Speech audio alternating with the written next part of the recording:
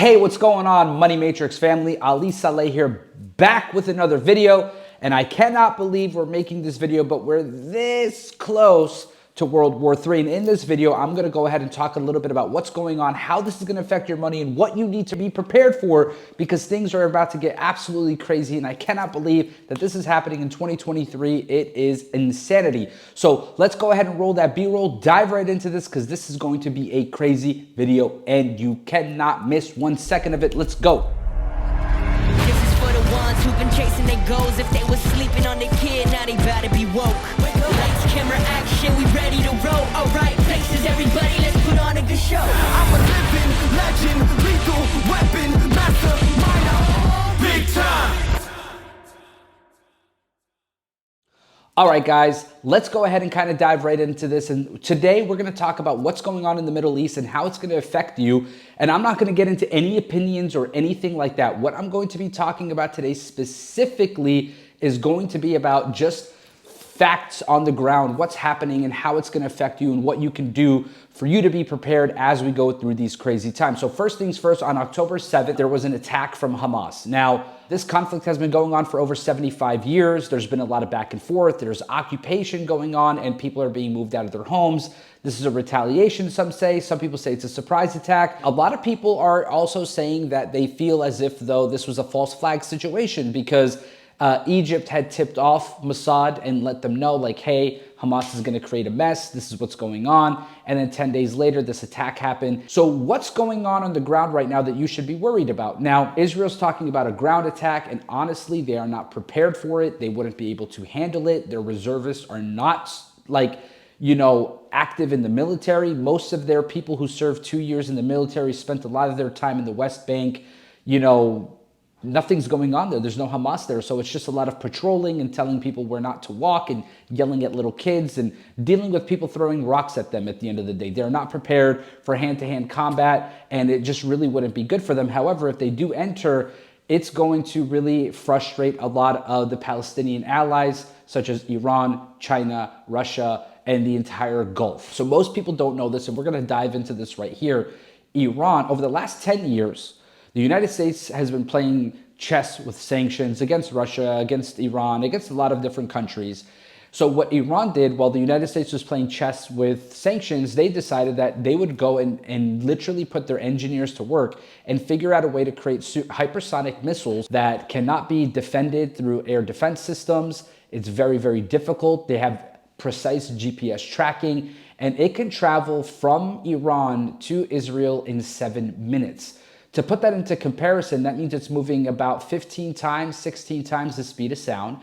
And to put that into real perspective for you, a fighter jet would take about 30 minutes to reach from Israel to Iran, while this missile would take 7 minutes. Now, these warships come loaded with these hypersonic missiles. Also, the fighter jets, right? They also have these hypersonic missile capabilities. Now, who else has hypersonic missile capabilities and has them in the region? Russia. So let's kind of talk a little bit about Russia's hypersonic missiles. Russia has unstoppable missiles that they're saying that are performing poorly despite the hype. We're seeing a lot of propaganda coming out of Western media because of, I don't want to call it propaganda, guys, because again, I really want to keep my opinions out of this, but this is the UK and the West opinions about the missiles from Russia, and it could be true, it could be completely fake, we'll never know. But again, they have these weapons, and it's not a good situation to be in if you're the United States of America. So over the last 9 months, there's been a huge tension in Israel because of Benjamin Netanyahu exercising or overexerting his powers to actually take power away from the Supreme Court system. Okay, so he's changing the entire judicial system, and people don't like this at all. People are literally losing their minds. Over the last 9 months, there's been protests all over Israel. And a week before this conflict happened, a week before the 7th of October, so right towards the end of September, beginning of October, a good friend of mine was in Tel Aviv, and they were like, look, I think that's the last time I'm going to go to Tel Aviv when they came back. And I was like, why? What's going on? And they explained to me this situation that there was thousands of people in the streets protesting, and they're like, look, it just feels really unsafe. I don't want to go back because it feels like anything can happen at any time. I had no clue what was going on because nobody in the media was talking about it. So I did my research, and let's look at this article from the Middle East. Let's go to the New Yorker. And this article was published on June 30th. Hopefully it lets me read it. So, okay, here we go. In Israel, the saying goes, there are 4 seasons: election, war, strike, and the summer. That's actually super sad. These bleak blazing days in the country are a result of the first. Last year, elections brought power to the most extremist government in history. Israel has no written constitution. They don't. They have like a charter agreement. But until last week, the authority of the government and prime minister was limited by the Supreme Court's ability to overturn decisions and appointments that it deemed extremely unreasonable. Now, the right-wing majority party has passed a law eliminating this power, and legal experts warn that the rise in cronyism and corruption is likely, as Mordecai Kremins, whatever, a scholar of the constitutional law, wrote in the liberal newspaper Haaretz. Oh, this is actually a very popular media outlet in Israel. Limiting the judicial review will encourage the government to make unacceptable decisions both in Israel proper and in the occupied territories. Now, I want you to understand something. Most people in Israel are not about occupation. They actually they don't want people dying. It's this concept of like control and Zionism that a lot of people are against. And whatever side you're on, occupation is never the way to go. But the reason why I point this out is over the last 9 months, Israel's conflicts have been pulling the country apart. And right now in Israel, nobody's reporting this, but there are still protests going on, people still fighting against Benjamin Netanyahu, and people who don't want this to happen. Now, what has happened, though, is all of this has deflected everything. Here in the United States, who's talking about LGBTQ in the schools? Who's talking about Hunter Biden? Who's talking about the stolen election? Who's talking about the George Floyd incident? Who's talking about any of the many things that we were talking about before? Nobody cares about Trump being indicted. Nobody cares about Trump going to jail. Nobody cares about anything. Everybody's just so focused on this. Nobody cares about Ukraine. Like, Ukraine is already a thing of the past in the last 10 days. Look at how this world is controlled. Now, what I want to do is I want to go ahead and talk to you a little bit about how this whole conflict can affect you. Let's just say worst case scenario, Israel does encroach into Gaza with ground forces. Immediately what's going to happen, Hamas is going to be going crazy in the Gaza Strip. From the north, from Lebanon, Hezbollah is going to start attacking the border of Israel and Israel will be getting hit from both fronts. Immediately, without question, the United States will get involved. The United States gets involved. Immediately, Iran, Russia, China get involved. Saudi gets involved. Jordan gets involved.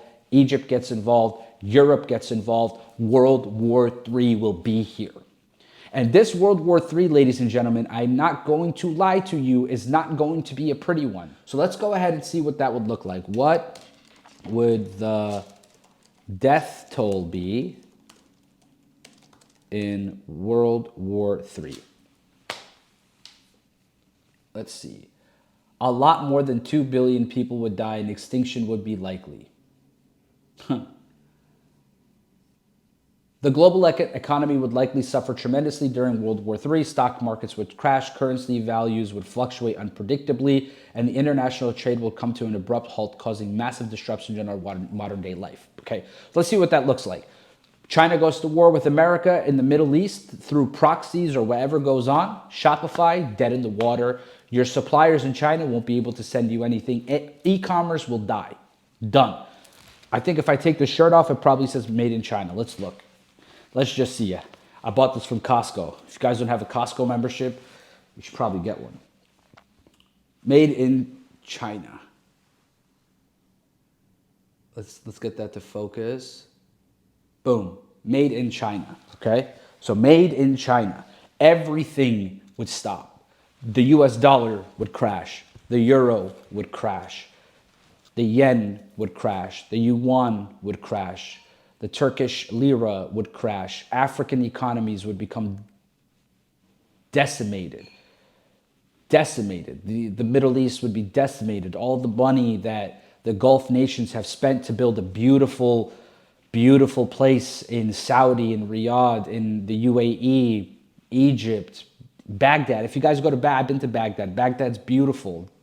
decimated. The United States, we have so much infrastructural issues here in the United States. We wouldn't be able to look after any of them. We wouldn't be able to look after our veterans. We wouldn't be able to look after our tired, our hungry, our poor. Is all this worth it? No, it's not. So how do you manage your finances through a time like this?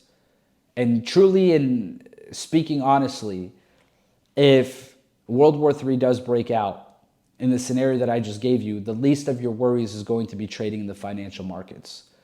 Your biggest worry will be, how do I feed my family? How do I protect my family?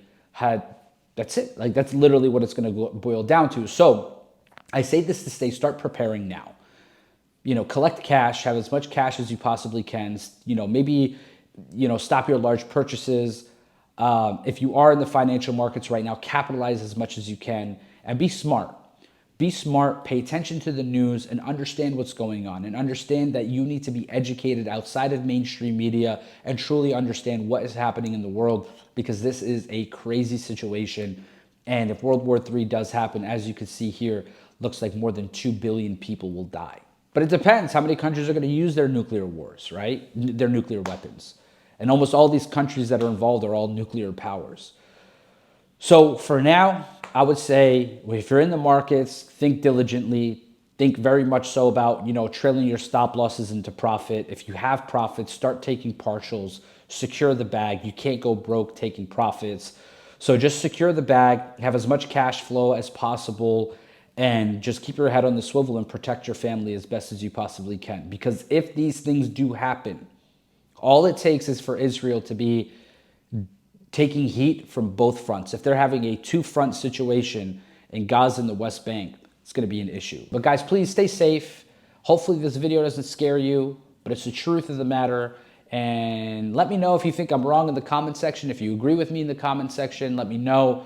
But go ahead, make sure you like, subscribe, comment, share the heck out of this video, because I feel like the world needs to know the truth. Thank you so much for watching. Once again, Ali Saleh here at The Money Matrix.